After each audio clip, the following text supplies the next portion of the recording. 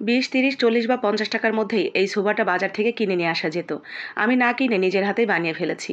নিজের হাতে বানাতে হয়তো একটু কষ্ট হয়েছে, কিন্তু এটার মধ্যে যে একটা ভালো লাগা, ভালোবাসা, আত্মতৃপ্তি রয়েছে সেটা বাজার থেকে কিনে আনলে হতো না।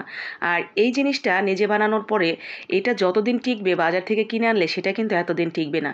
বাজারের কেনাটা অনেক বেশি ঢিলাঢালা এবং কয়েকদিন পরেই দেখা যায় খুলে যায়। আর নিজের হাতে বানালে এটা প্রায় আপনি 10 বছরও ব্যবহার করতে পারবেন, এতটা মজবুত এবং টেকসই হয়। এই কুশি কাটার ছোট ছোট কাজগুলো আমি আমার মায়ের থেকে শিখেছি, ছোটোবেলায় দেখে দেখে। এখনও পর্যন্ত ভুলিনি, এটাই অনেক কিছু।